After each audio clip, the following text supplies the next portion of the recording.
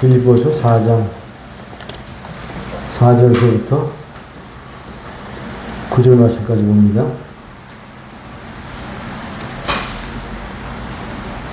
4절 제가 한 절 읽겠습니다. 주 안에서 항상 기뻐하라. 내가 다시 말하노니 기뻐하라. 너희 과정을 모든 사람에게 알게 하라. 주께서 가까우시니라. 아무것도 염려하지 말고 오직 모든 일에 기도와 간구로 너희 구할 것을 감사함으로 하나님께 아뢰라.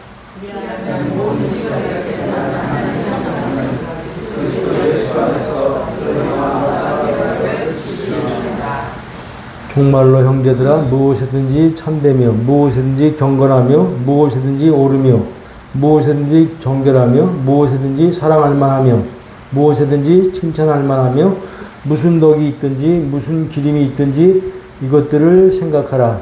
너희는 내게 배우고 받고 듣고 본 바를 행하라. 그리하면 평강의 하나님이 너희와 함께 계시리라. 아멘.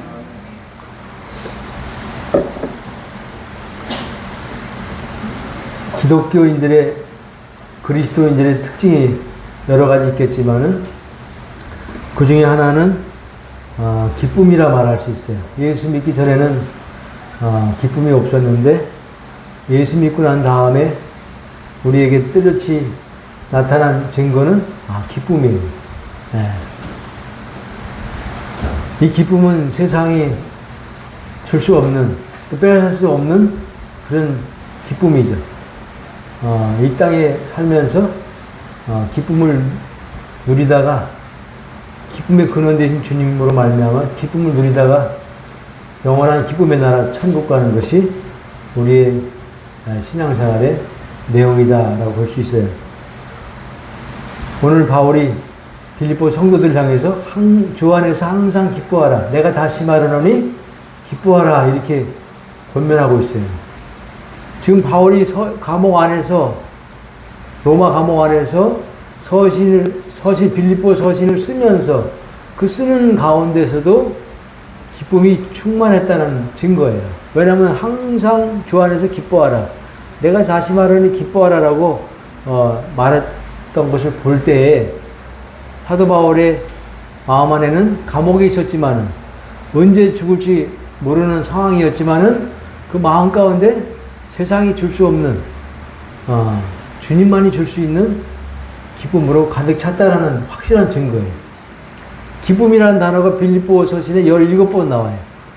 이 빌립보 서신은 무슨 서신? 옥중 서신이에요.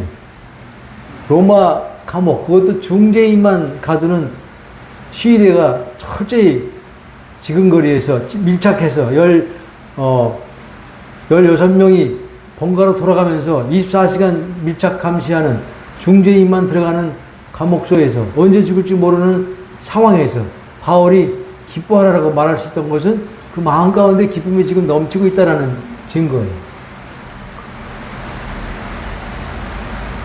주 안에서 항상 기뻐하라. 이 말은 뭐예요? 주님 안에서 있을 때 항상 기뻐할 수 있다는 말이에요. 데살로니가 전서 5장 17절에도 항상 기뻐하라. 항상 기도하라. 시말 기도하라. 범사에 감사하라. 그러면서 뭐래? 이는 그리스도 예수 안에서 너희를 향하신 하나님의 뜻이니라 그랬잖아요. 그러니까 예수 안에 있을 때 항상 기뻐할 수 있다라는 거예요. 예수 바깥에 있으면은 기쁨이 아니라 슬픔이 가득 찬 것이죠. 세상에 주는 기쁨은 특징이 뭐예요? 잠깐 있다가 식어지는 것이 세상에 주는 기쁨이에요. 아무리 돈 많이 벌어도, 아무리 좋은 차를 사도, 아무리 좋은 여행을 가도, 아무리 좋은 마음에 드는 반려자와 만나 결혼을 해도, 아무리 좋은 명문대학에 수석으로 합격해도, 로또 복권이 당첨돼도, 그죠? 새 집을 사고 좋은 비싼 차를 사도, 심지어는 마약을 해도 그 세상에 주는 기쁨의 특징은 뭐예요? 잠깐 있다가 사그러드는 것이 특징이에요. 오래 가지 못해.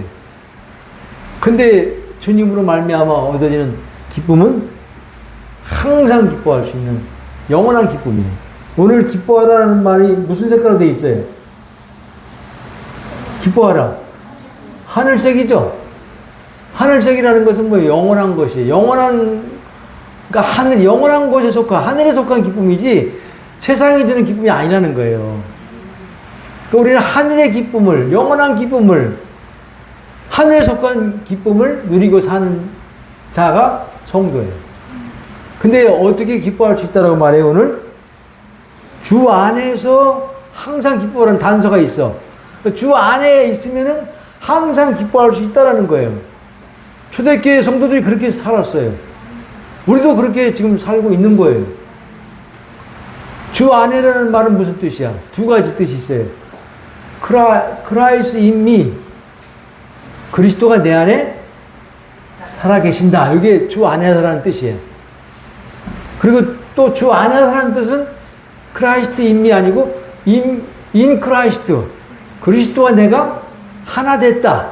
그리스도와 내가 연합됐다. 이 두 가지 뜻이 주 안에서라는 단어에 포함되어 있는 거예요. 그러니까 우리 주 안에서 있으면 그리스도가 내 안에 내주하신다는 뜻이에요. 내주하고 계셔. 내 안에 살아 계신다는 뜻이에요. 그리스도가 내 안에 들어오신다고 성경에 말씀하셨죠? 들어오셨다고. 뭐로 들어오셨어요? 왕으로 들어오셨다고 말씀하고 있어요.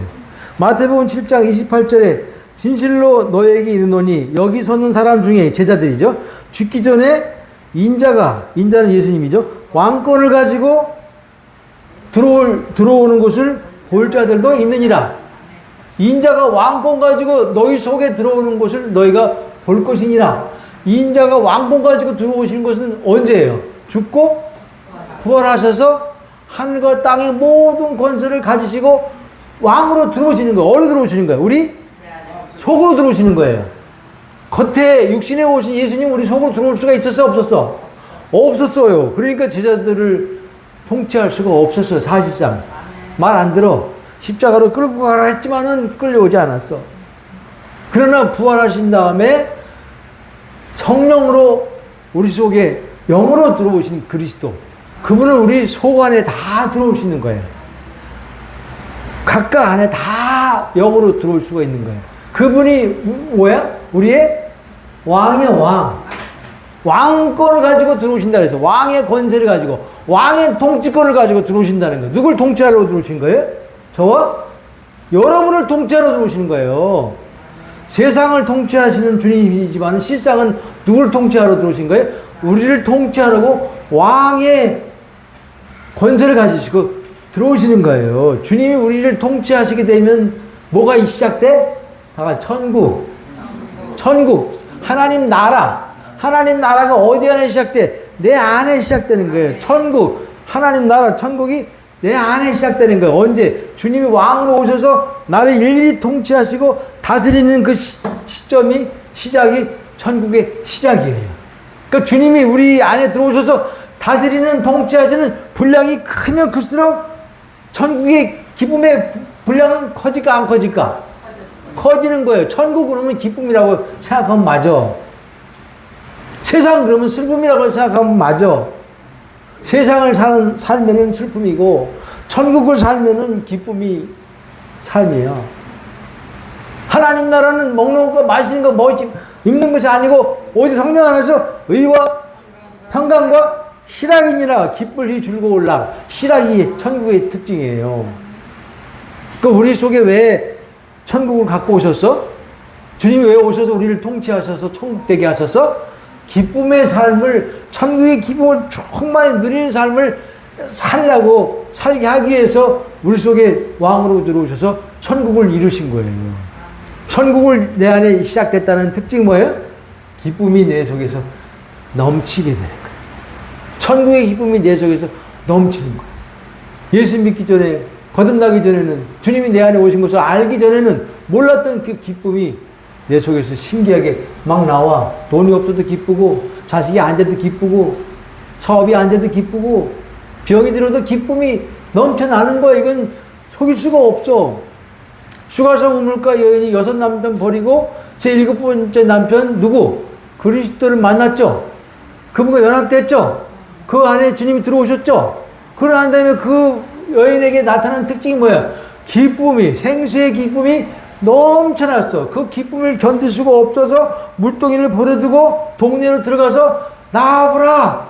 내가 만난 저자가 그리스도인가 보다. 그리스도가 아니냐? 너희도 와서 그를 만나라. 내가 지금 기쁨이 넘쳐서 견딜 수가 없도다. 그 수가성 여인은 늘 공고하고 피곤하고 슬프고 우울했던 여자예요.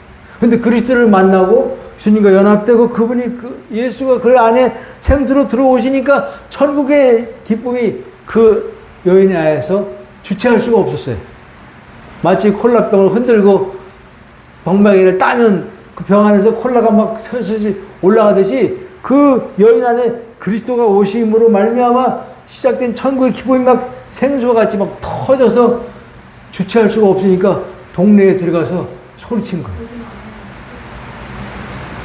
초대교회 성도들은 모일 때마다 기쁨이, 천국의 기쁨이 넘쳤어요.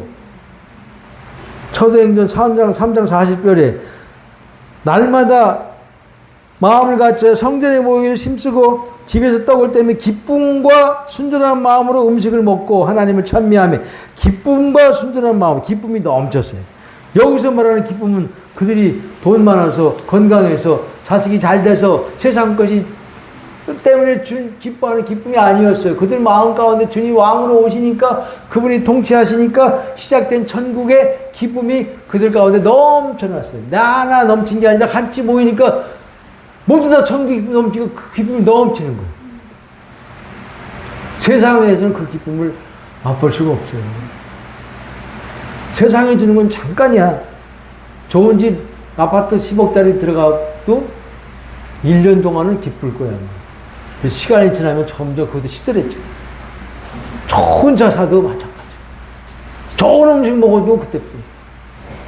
세상에 주는 기쁨은 있지만은 순간적이야. 그리고 오래가지 못해. 그러나 이 천국의 기쁨은 영원한 거예요. 이게 이사야서 65장 17절에 보라 내가 새하늘과 새 땅을 창조하나니 이 새하늘과 새 땅을 창조한다는 거 어디에 창조한다는 거예요? 우리 마음 가운데 창조하는 거예요. 새하늘과 새 땅이 뭐예요? 천국이지. 천국을 창조하나니 이전 것은 기억되거나 마음에 생각나지 아니할 것이라 너희는 나의 창조한 것 내 안에 창조하신 이루신 시작되게 하신 천국을 인하여 나의 창조한 것을 인하여 영원히 기뻐하며 즐거워할지니라. 내 안에 새하늘 새 땅 천국이 시작되면 영원히 기뻐하며 즐거워할지니라. 영원한 기쁨의 삶이 시작된다는 거예요.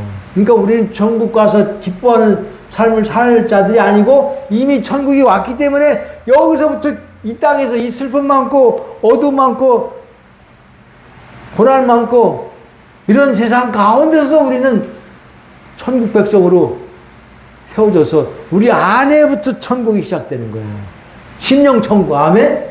그게 기쁨의 삶이야. 그냥 기쁨의 삶이야. 그 예수 믿는 사람 천국 기쁨 맛보면요 세상 것이 이제 시시해져 버려요. 다 시시해 버리는 거야. 옛날엔 그 기뻤는데 지금은 즐겁지 않아요. 왜? 진짜 즐거움을 맛보았으니까 그건 아무것도 아니라는 것을 알게 된다고. 이제 좋던 거 이제는 값없다. 그죠? 이제는 돈 많이 있으면 기쁘고 막 자식이 잘 돼야 기쁜데 그거 상관없어. 그냥 내 안에 이미 시작됐어. 기쁨의 샘이 터졌어. 천국이 이루어졌으니까 여기서 천국 누리다가 다음 세계에 내세 천국 가야지. 이 땅에서 심령 천국을 못 누리면 내세 천국은 없어요.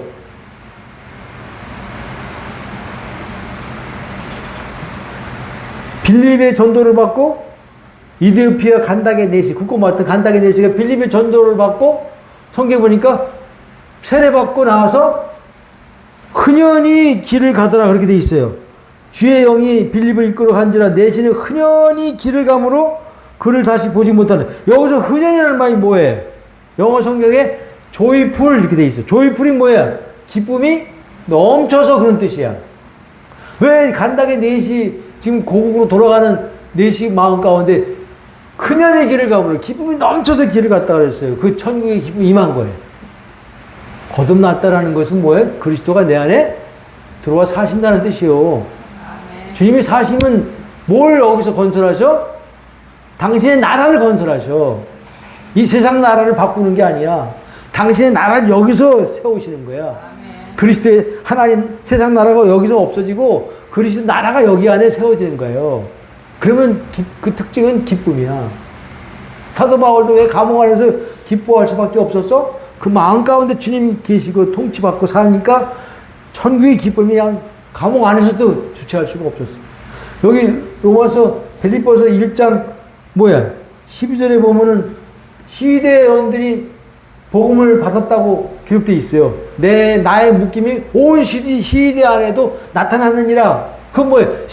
로마 황제 가이사의 시대예요. 이 시대가 바울을 착고에 같이 묶어서 16명이 24시간 풀로 감시했는데 밀착해가지고 그들이 예수 믿었다는 거예요. 어떻게 예수 믿게 되었어? 바울에게서 뭐가 나왔어? 천국의 기쁨이 나온 것을 확실히 본 거예요. 참 희한하다. 저놈은 참 신기하다. 어떻게 저렇게 죽을지도 모르는 감옥 안에서 절망하고 슬퍼해야 되는데 저렇게 기쁨이 가득 넘쳤을까? 신기하다, 신기하다, 신기하다. 그러더니 예수 받아들이게 된 거예요. 복음은 말로 전도할 필요가 없어. 우리의 존재로 전도하는 거예요. 그죠? 기쁨이 넘치는 모습, 기쁨이 넘치는 삶을 살면서 살 때 이웃집에서 신기하다, 신기하다. 어떻게 저렇게 단칸방에서 지하방에서 저렇게 웃음소리가 저렇게 기뻐하는 모습, 얼굴이 환하게 빛나네? 그것이 참 이해할 수가 없어. 궁금해하는 거.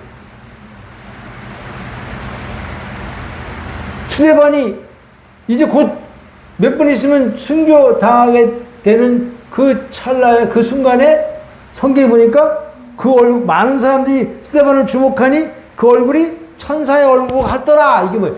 기쁨이 가득한 얼굴이에요. 곧 이제 30분 뒤에는 순교 당하는 거예요. 근데도 그 얼굴을 보니까 천사의 얼굴, 기쁨이 가득한 환한 얼굴. 그 스데반 마음 가운데 천국의 기쁨이 가득 넘친 거예요. 하늘문이 열리고 하나님 영광과 보좌 우편에 계신 예수 그리스도가 서 계신 것을 보도다. 기쁨이 가득 넘친 거예요. 기독교 순교사화가 있어요. 기독교 순교 당한 사람들의 이야기. 지금은 순교가 없는 것 같죠? 지금도 1년에 몇백 명이 순교 당한대요. 예수 믿는 것 때문에. 우리나라만 없지. 인도네시아, 중국, 스리랑카, 미얀마, 또 러시아, 이런 공산권, 이런 데서는 지금도 이란, 이런 데서는 예수 믿는다고 해서 잡아 죽이고, 목 잘라 죽이고 그래요. 근데 기독교 순교사에 보면은 사자밥이 되고, 인간 횃불이 되어서 죽고, 또 목에 잘려서 참수형 당해서 죽는 그 성도들의 죽은 시신의 얼굴을 보면은 거기 그렇게 돼 있어요. 순교사에 써 있어요. 다 웃는 얼굴이래. 두려워 공포에 질려서 죽은 모습이 아니고 환하게 미소 짓는 모습으로 다 죽었다라는 거예요.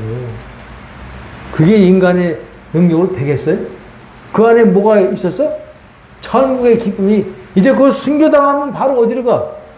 주님 계신 곳으로 가니까 막 기쁨이 넘친 거예요. 그게 그 얼굴로 보여주는 거예요. 그러니까 우리가 전도 말로 안 해도 돼. 기쁨의 삶을 살기만 하면 세상은 기쁨이 없기 때문에 이 기쁨을 얻고 싶어서 예수 믿게 됩니다. 내 안에 왕으로 오신 주님. 이 통치 분량이 천국의 기쁨의 분량이에요. 여러분 얼마나 주님의 통치를 많이 받고 사느냐, 아니면 주님이 내 안에 계신데도 불구하고 주님을 완전히 꼬다른 보리짝처럼 취급하고 투명 인간처럼 무시해버리고 내가 주인 되어서 하는 천국의 기쁨은 있을까 없을까? 없어요. 절대 없어. 예수님도 뭐라고 말씀하셨어요? 나는 스스로 아무것도 할 수 없느니라. 이런 말씀을 여러 번 하셨어요. 그것은 뭐야? 당신 안에 계신 왕이신 하나님의 통치를 일일이 받고 살았다는 증거예요. 행동 하나도, 말 한마디도, 일하는 것도 당신 마음대로 한 게 아니에요. 당신 안에 계신 하나님의 지시와 명령과 원함을 따라서 했다 그 말이에요. 그 주님의 마음은 천국으로 가득 찼어요. 여러분도 주님이 계신데 주님을 무시해버리고 주님을 투명인간처럼 취급해버리고 내가 주인 되어 내가 왕 되어서 스스로 사는 것이 선악과 먹은 자의 특징입니다. 선악과 먹고 아담이 자기가 하나님 되어버렸잖아. 자기가 주인 되어버렸잖아. 그 주인 되어 사는 것은 누구에게 종노릇하는 거야? 마귀에게 끌려서 종노릇하는 삶이야. 지가 사실은 마음대로 사는 것 같지만 지가 주인이 아니야. 마귀가 주인이야. 옛사람이 주인, 마귀야. 마귀가 끄는 대로 마음대로 사는 거야. 끌려가는 거야.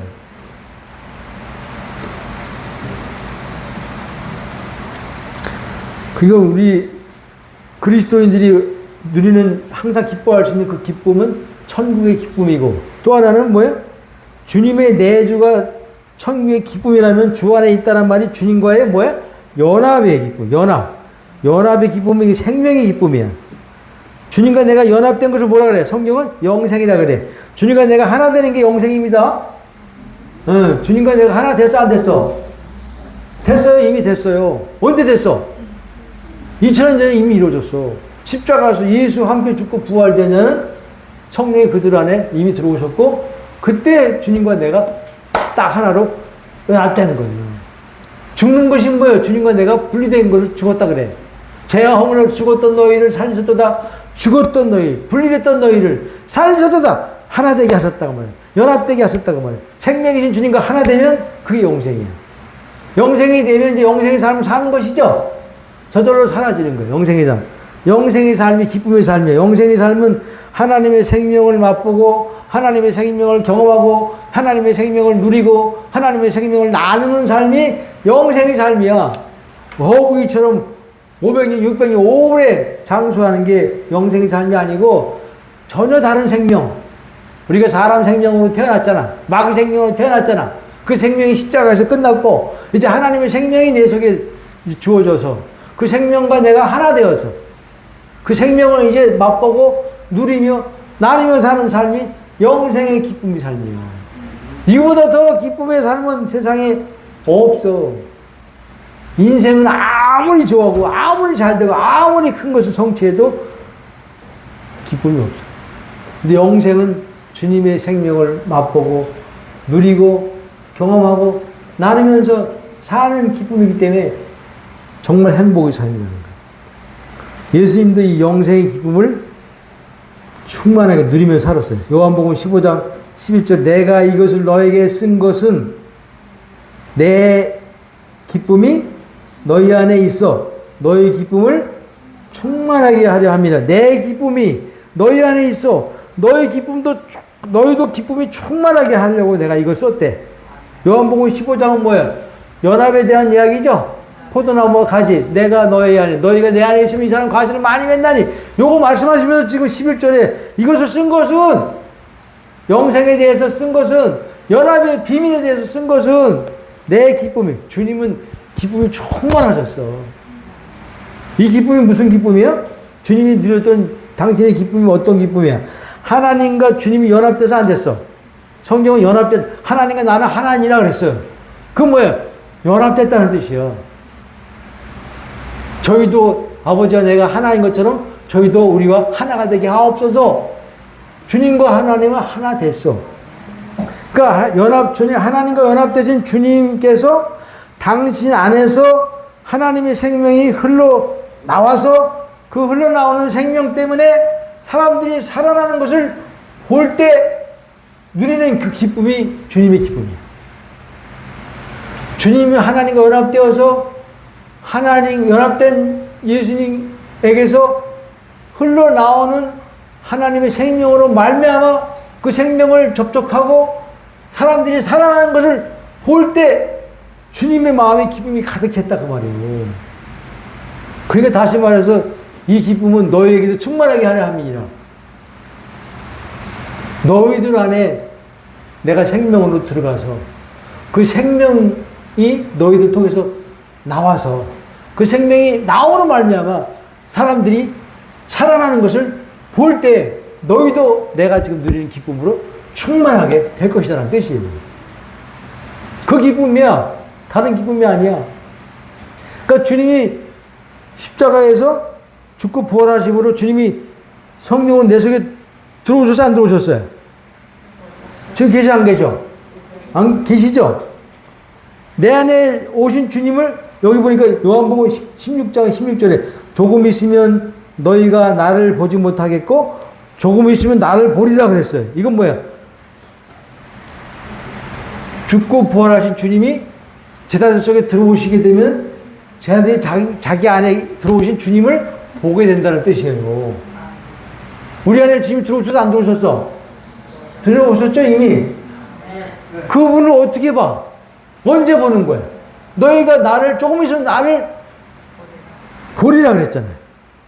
조금 있으면 너희가 나를 보지 못하겠고 이거 죽어서 십자가 죽어서 무덤 속에 장사되니까 주님이 없어졌어. 보지 못하겠고 조금 있으면 그러나 50일째 오순절 때 성령이 그들 가운데 임했잖아요. 그때 이제 들어오시게 된 주님을 보게 되리라. 언제 보게 되는 거예요? 제자들이 주님 안에 자기들 안에 계신 주님을 언제 보는 거예요? 우리가 내 안에 계신 주님을 언제 보는 거예요? 내게서 주님의 것이 나올 때 주님의 것이 나오잖아요. 내게서 사랑이 나오고 용서가 나오고 겸손이 나오고 온유가 나오고 긍휼이 나오고 절제가 나오고 주님의 마음이 나오고 주님의 아름다운 성품이 막 내게서 나올 때가 있어 없어? 있어. 그때 주님을 보는 거예요. 우리는 그때 주님을 봤다 그래. 주님을 그때 경험하는 거예요. 그때 주님을 맛봤다 그래. 주님을 내가 만졌다 그래. 언제? 내게서 전혀 나올 수 없었던 것들, 주님의 것이 막 내게서 나올 때, 그때 주님을 보는 거예요. 그때 주님을 만지는 거예요. 그때 주님을 맛보는 거예요. 주님을 경험하는 거예요. 내 속에 있는 주님이 바깥으로 막 나와. 어떻게 나와? 생명이. 사랑으로 나와. 용서로 나와. 긍휼로 나와. 자비로 나와. 겸손으로 나와. 온유로 나와. 용납으로 나와. 막 이게 예전에 없었던 거야. 근데 막 나와. 이때 주님을 보는 거예요. 그러니까 혼자 있을 때는 이게 주님을 볼 수가 없어. 지체와의 함께 있을 때, 지체와 관계 속에 있을 때, 그때 우리는 주님이 나오는 것을 볼 수가, 주님을 맛볼 수가 있게 되는 거예요. 원수짓하는 형제를 봤을 때 옛날 같은 미움이 막 여기서 나와야 되는데 이상하게 신기하게 미움이 안 나오고 사랑이 나오네. 그냥 원수짓하는 것도 그냥 사랑스러웠죠. 보여. 사랑스럽게 대해줘. 이게 주님이 나오는 거예요. 미운 짓 하는 지체를 볼 때 내게서 판단 정죄가 딱 나와야 되는데 이 판단 정죄가 안 나오고 긍휼한 마음이 나와. 그럴 수도 있지. 이 긍휼한 마음이 나와. 지체가 내 자존심을 팍팍 건드리는 말을 할 때 옛날 같으면 폭발돼 안 폭발돼? 뚜껑이 열려. 화산이 막 폭발돼. 막 그냥 막 쏴붙여야 돼. 나를 자존심 건드리고 할 때. 근데 이상하게 화산이 폭발도 안 되고 분이 안 나오고 이상하게 그냥 성질 안 나오는 거예요. 참아지는 거예요. 너그러움이 막 나와. 자존심 한번 건드리면요 못 간다해. 사람이 자존심 건드렸을 때 참 힘든 거예요. 다른 건 다 이해해도 내 자존심 건드리면 안 돼. 나는 자존심 건드리면 참을 수가 없어. 그런 사람 많잖아. 근데 이상하게 자존심 건드려도 옛날같이 막 분이 안 나오고 화가 안 나오고 신기하게 그냥 넘어갈 수 있어요. 요때가 주님이 나올 때야. 요때 주님을 본다라 그러는 거예요. 요때 주님을 맛보는 거예요. 생명을 그때 경험하는 거예요. 지체가 나를 막 험담하고 막 이간질하고 막 찢고 막 밟고 그래. 그런데도 이상하게 내게서 분이 안 나오고 아이고 아직 어려서 그렇지. 옛사람으로 돌아갔구만. 난 죽었지. 하고 신기하게 내 마음이 그 소리를 들었을 때도 요동함이 없어. 자기도 보고 신기한 거야. 상대도 보고 신기한 거야. 옛날 같으면 나왔어야 되는데, 화가 나왔어야, 주먹이 나왔어야 되는데, 오, 신기하게 담담하네? 요동치 않네? 이때가 주님이 나온 거예요. 요때 주님을 보는 거, 우리는. 요때 주님을 맛보고 만지는 거예요. 언제 내 속에 살아계신 주님이 볼 수 있어. 주님 것이 막 나올 때. 나눔할 때, 네가 오르냐, 내가 오르냐, 막 논쟁이 시작됐어. 그러면서 한치 양보도 없어, 서로는. 내가 옳다, 네가 옳다, 내가 틀렸다, 네가 틀렸다, 막 내가 맞다, 네가 맞다. 논쟁하다 보면은 싸움박질이 되는 거예요. 관계가 깨져. 어제도 속을 때 막 내가 논쟁을 했어. 내가 맞다. 또 상대는 자기가 맞다. 그러면 교제가 돼, 안 돼? 싸늘하게 그 교제가 식어져. 사단이 그걸 원하는 거예요. 그때 맞아, 나는 내가 틀렸어. 네가 오라. 맞아, 네가 오라. 나는 내가 틀린 게 맞아. 이렇게 자기 옳음을 내려놓을 때, 이때가 주님이 나오는 거예요. 이때 주님을 보는 거예요. 주님의 마음이 아니면 내가 옳다라는 걸 내려놓을 수가 없어. 끝까지 내가 옳다고 주장하게 되지, 옛사람은. 근데 주님의 마음은 그게 아니에요. 상대를 살려야 되걸라. 옳다고 주장해서 그 옳은 것을 이기면 뭐예요? 상대는 죽고 가는데. 상대를 살리는 게 교제지. 상대를 살리는 게 진리지, 복음이지. 내가 옳다라고 주장해서 상대를 꺾어버리면 그거 뭐예요? 상대가 죽고 나는 교만해지는 거야. 지식은 사람을 교만하게 하고, 내가 옳다라고 주장하고 그게 관철돼봐야 상대는 죽고 나가 교만하게 돼 있어. 나도 죽는 거야, 결국은. 그러니까 네가 맞아, 네가 옳아, 내가 틀렸어 라고 자기 옳음을 내려놓을 때, 요때가 주님이 나온 거예요. 그건 주님의 마음이 아니면 불가능해. 그러니까 주님의 생명이 내게서 나와서 지체가 그 생명으로 말미암아, 나온 생명으로 말미암아 살아나는 것을 볼 때, 그때 기쁨은 말할 수가 없는 거예요. 이 기쁨이 주님 안에 충만하셨고, 바울에게도 충만했고, 사도 요한에게 더 넘쳤어요. 생명을 가장 잘 알았던 사도가 누구예요? 사도 요한이야. 사도 요한이 요한복음, 요한 1, 2, 3서, 요한계시를 썼는데, 요한복음, 요한 2, 3 전부 다 생명에 대한 이야기야. 그러면 그 생명에 대한 이야기를 사도 바울이 맛보지 않고, 경험하지 않고, 만지지 않고 썼을까? 그렇지 않으면 못 써요. 요한복음 1장 뭐라 그랬어? 요한복음 1장 요한복음 1장 1절에 보면 태초로부터 있는 생명의 말씀에 관하여는 사도 요한이 쓴 거예요.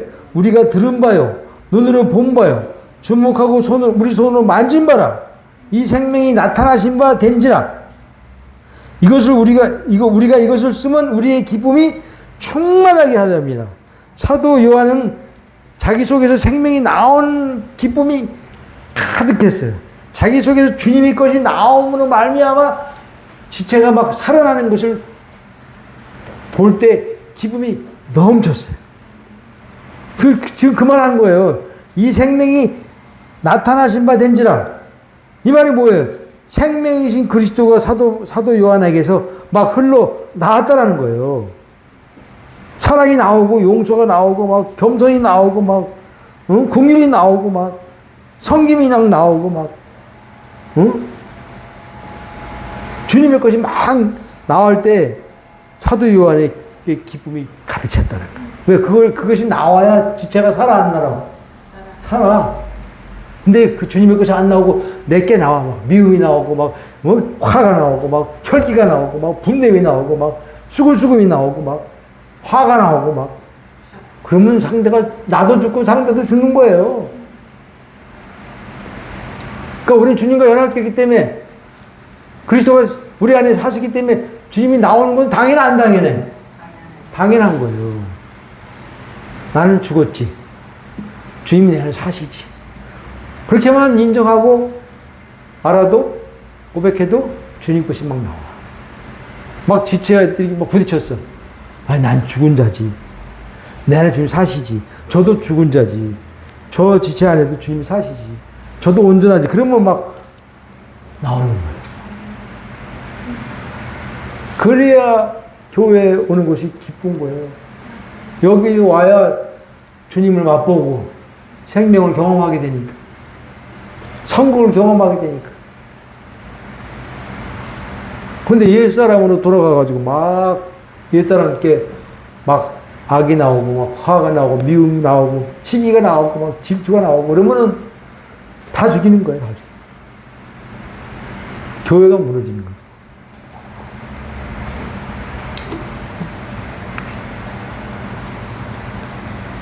그리스도인은 어떤 환경 속에서도 항상 기뻐하는 자예요. 그 비결이 뭐예요? 딱 한 가지. 내 안에 계신 누구? 그리스도가 비밀이에요. 그리스도가 오셨다는 것은 이제 기쁨이 시작됐다. 평안이 시작됐다. 안식이 시작됐다는 거예요. 자유가 시작됐다는 거예요. 천국이 시작됐다는 거예요. 생명이 이제 내 속에서 나오기 시작됐다는 거예요. 그리스도가 비밀이에요. 이 비밀은 너희 안에 계신 그리스도니 곧 영광의 소망이니라. 비밀이야, 비밀. 아, 그리스도니 어떤 환경 속에서도 기뻐할 수 있는 게 그리스도. 그리스도 때문에 기뻐하는 것을 항상 그것도 항상 기뻐할 수 있는 것을 삶을 사는 것을 세상이 볼 때 세상은 그리스도인 그 기뻐하는 항상 기뻐하는 어떤 환경에서 항상 기뻐하는 그리스도인들을 부러워하는 거예요. 그리고 궁금해하는 거예요. 어떻게 저렇게 살 수 있어? 어떻게 이 슬픔 많은 세상에 항상 기쁨의 모습을 띠고 살 수 있어요? 세상이 우리를 두려워하는 거예요. 그리고 궁금해하고 결국은 누구 앞으로 돌아와 세상이 우리의 기쁨의 삶의 모습 보고 아, 저들 안에 그리스도가 계신 게 맞구나. 그리고 그리스도 안에 그들이 세상이 오게 돼 있어.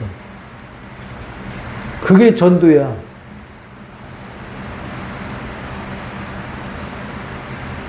어떤 사람이 이사 와가지고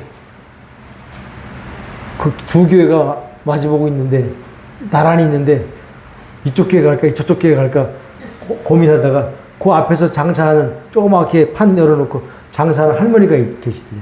할머니, 내가 지금 교회를 정해야 돼. 이사 와서 교회를 정해야 돼. 이쪽 교회 갈까요? 저쪽 교회 갈까요? 그랬더니 그 할머니가 오른쪽을 가르치더래. 저쪽 교회 가라.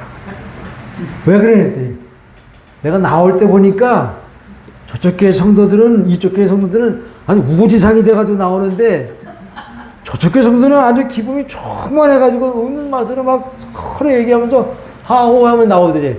내가 봤을 때 저쪽 교회 가는 게 좋겠다. 이쪽 교회는 천국의 기쁨 가득 찬 교회고 복음문 교회고 이쪽 교회는 뭘 하라 말하고 잔뜩 짐을 짊어지니까 무거운 짐을 납동에 하나 얹고 나오니까 얼마나 신기하고 그러니까 우고지상으로 나오는 거예요. 여러분, 복음만이 우리의 기쁨입니다. 다 이루어져서 안 이루어졌어? 그렇습니다. 예수와 함께 죽는 것도, 예수와 함께 부활된 것도, 예수와 함께 하늘보좌 앉혀진 것도, 성령이 내 속에 들어오신 것도, 주님 안에 생명 안에서 주님과 내가 하나 된 것도 이미 다 이루어져 버렸어요. 그러니 우리가 할 게 있어 없어? 할 게 없는 게 복음이야. 율법은 할 게 많아. 아직도 모자라. 아직도 안 미쳐. 아직도 올라가야 돼. 아직도 더 채워야 돼. 그러니 수고가 끝나지 않는 게 율법 신앙생활. 수고하고 무거운 짐인다더라. 다 내게로 오라. 너희도 율법의 짐을 짊어지고 헉대면서 지금 하나님께 나가고 있구나. 그거 다 내려놓고 내 앞에 와. 내 멍에를 메고 내게 배워. 그리하면 너희 마음이 힘을 얻고 안식을 얻으리라. 멍에가 뭐야? 십자가 죽고 부활하는 그 진리. 그걸 매는 거예요. 5절에 너희 관용을 모든 사람에게 알게 하라. 모든 사람에게 알게 하라. 주께서 가까우시느니라. 관용이 뭐예요? 관용을 모든 사람에게 알게 하래. 모든 사람은 뭐 똥색이죠. 땅색이죠. 그러니까 지체들 안에게만 관용을 베풀지 말고 믿지 않는 남편에게 믿지 않은 이웃에게까지 관용을 베풀라는 것이죠. 관용이 뭐 에피에이케스라고 온순한, 친절한, 관대한, 너그러움, 이게 관용이래. 너그러움, 관대함, 친절한. 관용은 형제와 형제가 서로 받아주는 것이 관용이래. 지체를 보고 어떻게 그럴 수가 있어? 이게 올리면 안 돼. 그럴 수도 있지. 내려버려야 돼. 아니 어떻게 그럴 수가 있어? 정말 화나네. 속 터지네. 이렇게 되면 관용이 아니야. 그럴 수도 있지. 괜찮아. 받아주는 게 관용. 이게 내가 나로서는 안 돼. 절대. 어떻게 그 모양이야. 어떻게 항상 그 타령이야. 어떻게 그런 있어. 올라가게 돼 있어 우리는. 근데 주님의 마음이 내 속에 임했잖아요. 주께서 가까우시냐 이 말이 뭐예요. 너희가 주님과 연합됐지 않느냐. 니들 마음 가운데 이미 그리스도의 마음이 있지 않느냐. 그리스도의 마음에서 나오는 간용을 베풀라 나타내라 그 말이에요.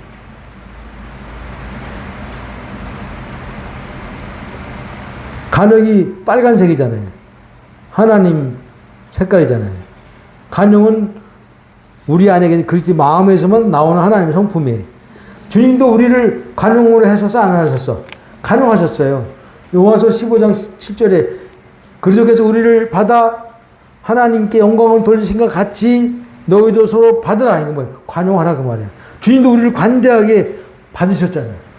너그럽게 죄인된 우리를 원수된 우리까지를 받아내셨잖아요. 그러니까 너희도 받아내라고. 그래야 하나님께 영광이 돌아간다 그 말이에요. 우리는 받아내지 못하고 율법으로 선하게 기준으로 저 지를 향해서 옳다, 틀렸다, 잘했다, 못했다, 좋다, 싫다 이렇게 판단하고 구분하고 정죄해버려요. 그러면 지체가 살아나는 게 아니고 죽어버려요. 계속 정죄하고 판단하고 고치려고 하면은 그 지체가 고쳐지는 게 아니고 점점 더 시들어지고 영원히 죽어가는 거예요. 판단 정죄받고 살아날 사람이 있어 없어? 없어요. 판단 정죄의 화살에 꽂히면 피를 흘리면서 죽어. 그러나 그럴 수도 있어. 괜찮아. 온전해. 허물이 있어도 아름다워. 이미 새 피조물이야. 주님과 연합돼서 이렇게 자꾸만 인정해주고 진리를 참을 거짓이 아니고 진리를 말해주는 그 영혼이 진짜 온전해지는 모습으로 딱 나타나게 돼 있어. 때가 되면. 이미 속사람은 온전히 됐어 안 됐어? 안 됐어. 근데 겉사람이 그게 아직 안 나타나기 때문에 우리 그 겉사람만 보고 틀렸니 맞았니 옳으니 그르니 잘나니 못나니 아직 됐니 안 됐니 막 이렇게 판단 정죄하는 거야. 어떤 사람이 장미나무를 어린 모목을 화분 2개다 딱 심어놓고 실험했대. 한 달 동안. 이 오른쪽 나무에게는 참 이쁘다. 참 잘 크는구나. 너 때문에 행복해. 참 보기도 아름답네. 그래 사랑한다. 자꾸만 판단하지 않고 인정해주고 사랑한다라고 이쁘다라고 잘 자라난다. 튼튼하구나라고 자꾸만 축복해주고 너 때문에 행복해라고 말해주니까 진짜 이 나무는 무럭무럭 한 달 동안 자라났대. 잎사귀도 막 반질반질하고 윤기가 나고 막 기름지기 나고. 근데 한쪽 똑같은 묘목씨를 나무를 심어놓은 한쪽 왼쪽 나무에는 아이고 어떻게 생긴 게 큰 모양이니. 너는 참 보기도 싫어. 꼴 보기도 싫어. 아이고 넌 냄새도 독하네. 너는 내 앞에서 없었으면 좋겠어. 너 어째 그 모양이야? 이렇게 악담을 막 퍼부었더니 한 달 못해서 잎사귀가 시들시들해지고 나무까지도 시들시들해지고 벌써 죽어간다는 거예요. 진짜 실험을 해봤대. 이미 온전해. 이미 그리스도가 안에 살아. 이미 새 피조물이야. 이렇게 보고 말해주면 그 지체가 영혼이 살아나. 생기를 얻고 또 그런 모습으로 나타나게 된다는 거예요. 관용. 이럴 때 우리는 관계 안에서 뭘 맛봐요? 천국을 맛보는 거예요. 그러니까 서로 조여오는 거예요. 6절에 아무것도 염려하지 말고 오직 모든 일에 기도와 간구로 너희 구할 것을 감사함으로 하나님께 아뢰라. 그렇게 하면 모든 지각에 뛰어난 하나님의 평강이 그 예수 안에서 너희 마음과 생각을 지키시리라. 아무것도 염려하지 말래. 바울이. 염려는 누가 주는 거예요? 사단이, 마귀가 주는 거예요. 우리를 염려를 집어넣어서 끌고 가려고. 염려에 딱 사로잡히면은 밤새도록 잠도 못 자고 사단에게 끌려가게 돼 있어. 염려는 마귀가 주는 거예요. 그 예수님도 너희가 염려한다고 그 길을 한 자라 더 할 수 있느냐? 염려해봐야 소용없다고 말이야. 염려해도 문제가 해결될 수 없다고 말이야. 염려하지 말라는 말은 옛사람으로 돌아가지 말라는 거예요. 옛사람이 염려하는 거지, 새 사람은 염려해, 안 해? 안 해. 염려가 와도 새 사람은 그 염려를 하나님께 맡겨버리고, 그리고 자기는 한 발 빠져서 주님께 맡겨버리고, 주님이 이제 이 염려거리를 통해서, 이 문제거리를 통해서 어떻게 행하시는가 보자. 주님이 그 문제 안에, 그 염려거리 안에, 그 환경 안에서 일하실 것을 기대하고 주님이 일하심을 지켜보는 거예요. 바라보는 거예요. 내가 해결할 수 없어. 해결자는 예수님밖에 없어. 그러니까 그 문제보다 크신 주님이 어떻게 이 문제를 해결하시는가 지켜보자. 잠잠히 지켜보는 게 이게 새 사람이에요.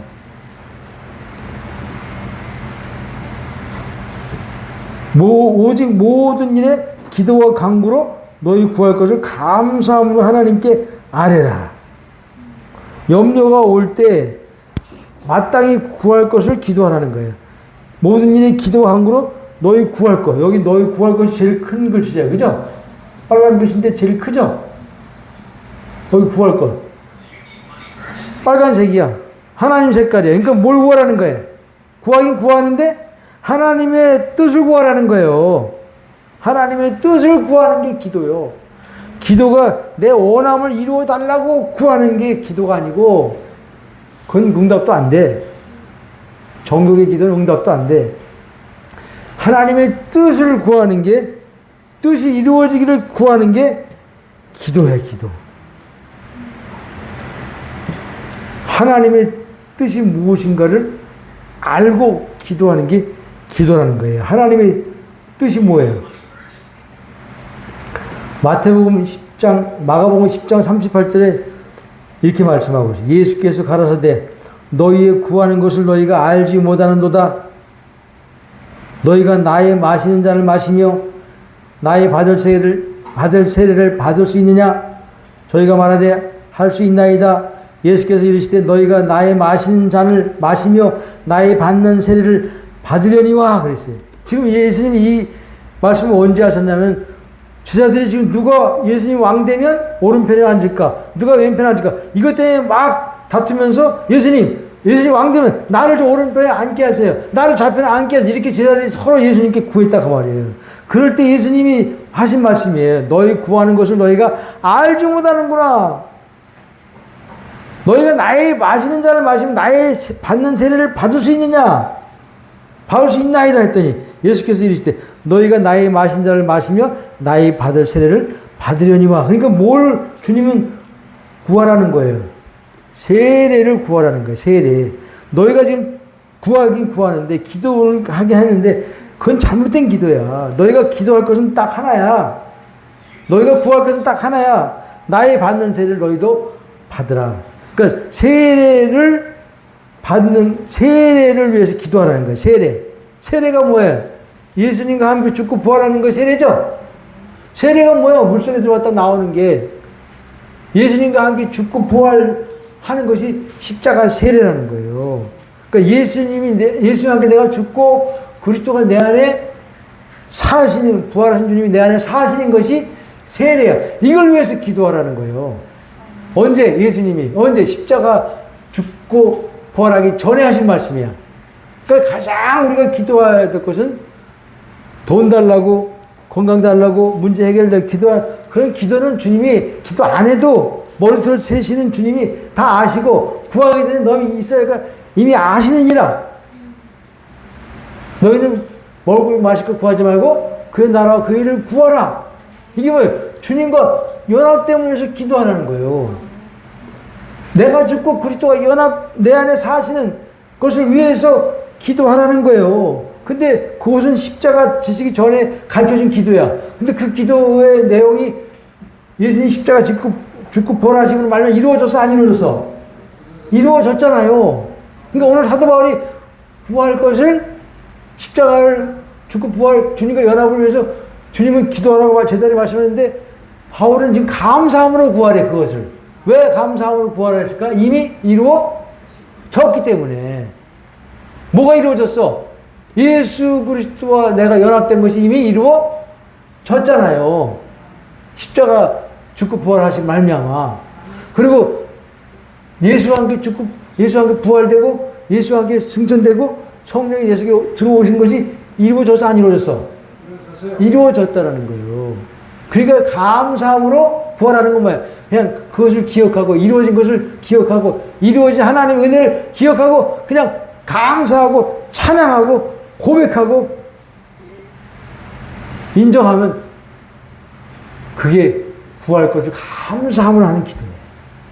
그러니까 기도는 간구가 아니에요. 뭘 달라고 원하면 이루어달라고 하는 간구가 기도가 아니에요. 이건 옛사람이었을 때 하는 기도예요. 옛사람이 육에 있었을 때 옛사람이 죽었잖아. 육신이 죽었잖아. 새 사람 됐잖아. 새 몸이 됐잖아. 그러니까 육신의 것을 기도할 필요가 없어요. 다만 한 가지 기도할 것은 이미 이루어진 사실을 감사함으로 기도하는 거예요. 구할 것이 뭐야? 세례. 세례가 뭐 예수와 함께 죽고 예수와 부활되는 거, 예수와 함께 죽고 내 안에 그리스도가 들어와 사시는 거, 주님과 내가 연합되는 거, 이걸 부활하는 것은 뭐 이것을 감사함으로 아뢰라는 거. 이걸 감사하는 거예요. 이것을 찬양하는 거예요. 여러분, 우리가 찬양해야 될 내용이 뭐야? 내 사업 잘 되게 해서 찬양해? 죽을 병에서 나은 것을 찬양해? 돈 없다가 부자가 돼서 하나님 축복 주신 것을 찬양해?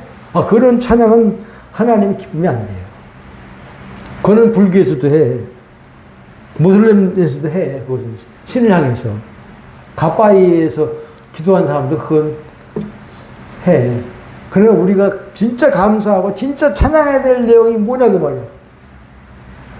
내가 예수와 함께 죽었고 예수와 함께 부활됐고 하늘 보좌에 함께 앉혀졌고 성령이 내 속에 들어와서 내 속에 주님과 내가 연합된 거, 생명된 거, 영생된 거, 그리스도를 얻게 된 거, 소유하게 된 거, 이거보다 더 큰 감사거리가 어디 있어요? 찬양할 것이 어디 있어요? 이거는 영원히 찬양해야 될 내용이야. 이것은 영원히 감사해야 될 감사 제목이야. 그러니까 이걸 구할 것이 뭐야? 뭘 염려를 없애달라고 기도하라는 게 아니야. 사도 바울이 염려를 없애달라고 기도할 것도 없어. 염려거리는 주님께 맡겨버리는 거예요. 그 대신 이렇게 감사 기도하면, 이런 고백 기도하면, 이렇게 하나님의 은혜를 기억하면서 감사 기도하면 신기하게도 뭐가 임한다? 약속대로 그리스도의 하나님의 평강이 내 마음과 생각 가운데 딱 임한다 그 말이에요. 그러면 평강이 임하면은 염려거리가 없어도 상관이 있어 없어? 없어. 염려거리가 있어도 상관이 있어 없어? 없게 되는 거예요. 이미 일단 내 마음에 하나님의 지각에 뛰어난 하나님의 평강이 내 마음과 생각에 임해버리면 그 다음부터 염려거리가 있어도 상관없어. 또 없어져도 해결돼도 상관없어. 뭐가 임했기 때문에? 하나님의 평강이. 염려해서 잠 못 이뤄. 막 초조하고 불안해. 막 죽겠어 그냥. 근데 주님의 평강이 딱 임해서 내 마음과 생각을 딱 사로잡아버리면 염려가 아직 해결 안 돼도 해결돼도 상관없어. 그러니까 응답은 뭐야? 하나님의 평강이에요. 어떻게 해야 응답 평안이 와? 구할 것을 감사함으로 하나님께 아뢰라. 구할 것이 뭐야? 십자가 전에는 그걸 구했어야 돼. 나도 옛날에 죽기를 구했어. 하나님께 죽여달라고. 왜 이게 안 죽습니까? 이 성질이 안 죽습니까? 왜 내 속에 욕심이 안 죽습니까? 죽여주시오. 이렇게 기도했는데 지금 그렇게 기도할 필요가 없어. 그죠? 감사해야 돼. 이미 죽은 것을 알았기 때문에. 주님 옛사람이 이미 죽었났네요. 지성소 기도가 있어. 지성소 기도. 이게 뭐냐면 주님과 연합되기 위한 기도야. 최종 높은 기도가 지성소 기도래. 성막 뜰 기도, 성막 기도, 성전 뜰 기도, 성소 기도, 지성소 기도. 지성소 기도 가장 깊은 단계인데 주님과 연합을 위해서 기도하는 거야. 그러려면은 수도원에 들어가서 살아야 돼. 그 기도하려면. 세상 사람들 만나지 말아야 돼. 1년에 그 수도원에서 5분 밖에 나오지 말아야 돼. 투표할 때, 아플 때, 가족 보고 싶을 때, 그렇게 딱 5번만 나오는데, 지성소 기도하려고. 세상과 완전히 끊어버리고. 근데 우리는 이미 지성소 기도가 이루어져 안 이루어져? 연합이 돼서 안 됐어? 이미 됐잖아요. 연합을 위해서 그토록 기도하는 사람 많아. 옛 사람 죽여달라고 기도하는 사람 많아. 근데 우리가 복음을 깨달아 보니까, 이미 옛 사람 끝났네. 죽었네. 심판받았네. 주님과 이미 연합이 돼버렸네. 연합이 돼 있네. 지성소 기도 할 필요가 없어.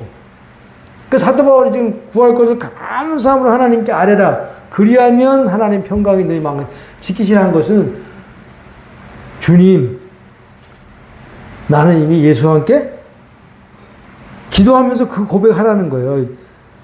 염려가 일어날 때 주여 염려를 해결해 주세요 하지 말고 잠잠히 주님의 십자가를 바라보면서 주님, 나는 주님과 함께 이미 죽었습니다. 죽은 자는 할 게 없습니다. 지금 내 안에 환경보다 문제보다 크신 만유의 주님이 나와 함께 하십니다.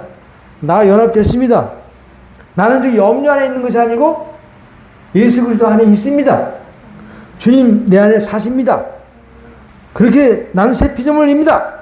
이렇게 감사하면서 찬양하면서 노래하면서 고백하는 게 구할 것을 감사하면 하나님께 아뢰는 기도예요. 그 기도할 때 뭐밖에 할 게 없어요. 나도 복음 알고 나니까 옛날에는 막 기도할 게 엄청나게 많았어. 막 교회 부흥을 위해서 기도하고, 뭐 시험 당한 집사님을 위해서 기도하고, 막 월세 내게 달라고 기도하고, 막 이것저것 다 기도했는데 그 기도가 딱 끝나버리고 엎드리면 주님 감사합니다. 나는 이미 예수와 함께 죽었네요. 그리스도와 함께 연합됐네요. 생명 얻었네요. 주님 내 안에 사시네요. 이것밖에 고백이 안 돼. 이게 아뢰일 것을 감사하고 하나님께 아뢰는 자기 정체성을, 그리스도 안에 새롭게 된 정체성을 감사하는 기도예요. 이게 하나님의 은혜를 깨닫고 감사하는 기도예요. 하나님의 은혜가 뭐야? 4가지. 이게 복음의 내용이야. 예수와 함께 죽고 예수와 함께 부활되고 예수와 함께 승천되고 성령이 돼서 오셔서 나와 그리스도 하나 되게 하신 것. 이게 하나님의 일이고 하나님의 행하신 은혜고 이게 이미 2000년 전에 십자가에서 다 이루어진 것을 사도 바울이 알기 때문에 이것을 감사하고 너희들 안에 이루어진 것을 사도 바울이 알기 때문에 이것을 감사하면서 찬양하면서 고백하면서 기도하라는 거예요. 그러면은 평강이 올까 안 올까? 평강이 와요. 내 생각에 마음에 평강이 탁 와. 그러면 주님이 응답하셨다라가 벌써 와. 그 문제 주님이 지금 만지고 계시는구나. 손대고 계시는구나. 일하고 계시는구나. 딱 이게 와. 평강으로 알 수가 있어. 항상 뭐 다음에 평강이 와? 은혜 다음에 평강이 오는 거예요. 그리스도의 은혜와 평강이 너에게 있을지어다. 은혜가 오면 평강이 따라오게 돼 있어. 은혜는 뭐야? 예수와 함께 죽은 게 은혜지. 그리스도가 내 안에 사는 게 은혜지.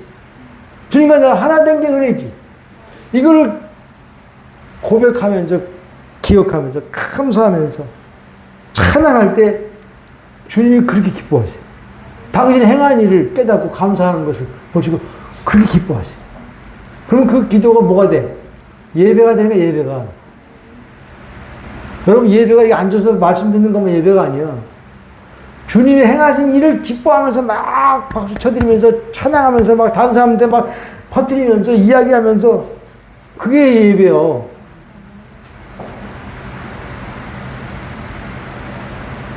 그러니까 소그룹에서 주님이 행하신 일을 함께 나누면서 참 주님 놀랍습니다. 주님 참 잘했습니다. 주님 최고입니다. 이걸 다 이루어놓으셨다니 감사합니다. 박수 쳐드리는 게 예배라니까.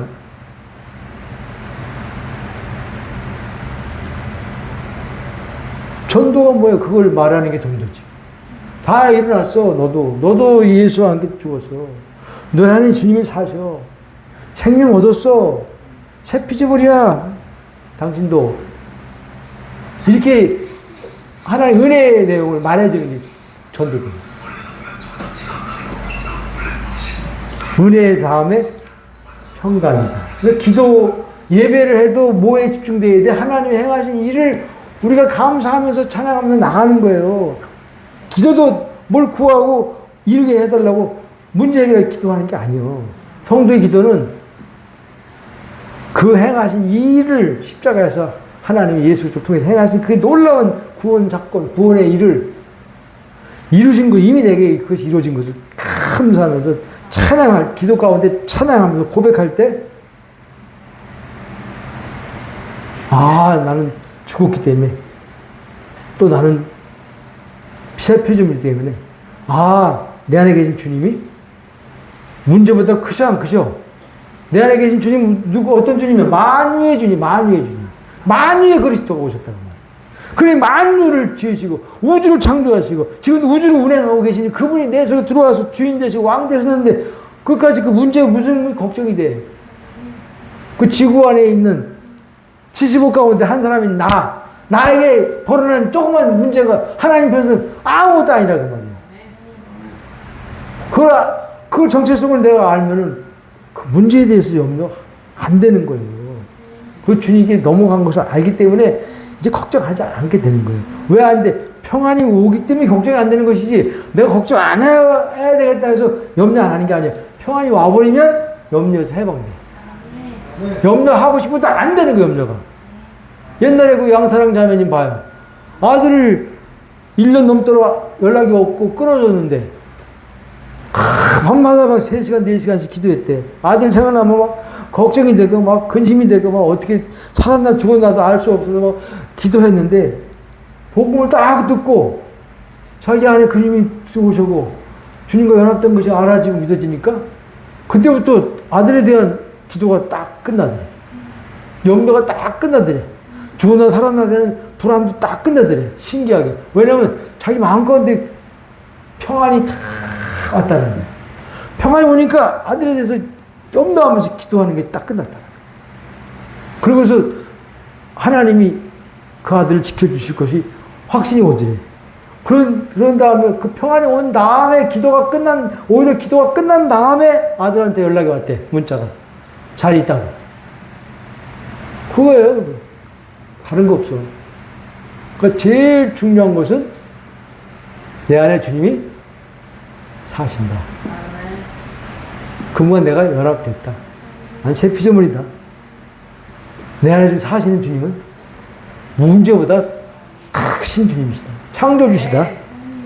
기도합시다. 하나님 아버지, 감사합니다. 항상 이 땅에서 기뻐할 수 있는, 기뻐하는 삶을 살게 하시니 감사합니다. 그 비밀은 우리 안에 계신 그리스도인 줄로 믿고 또 알고 감사를 드립니다. 예수 그리스도 한 분 때문에 이 고난 많고 슬픔 많은 이 세상 속에서도 기쁨이 넘치는 삶을 살아서 세상 사람들이 봤을 때 우리를 부러워하고 우리를 궁금해하고 우리를 두려워하고 결국 우리 안에 사시는 그리스도께 나오게 되는 역사를 우리를 통해서 마음껏 충만하게 이루어 주시옵소서. 이제는 교회의 머리가 되시는 예수 그리스도의 은혜와 하나님의 사랑과 성령의 교통하심이 우리 모두에게 영원토록 함께 있을지어다.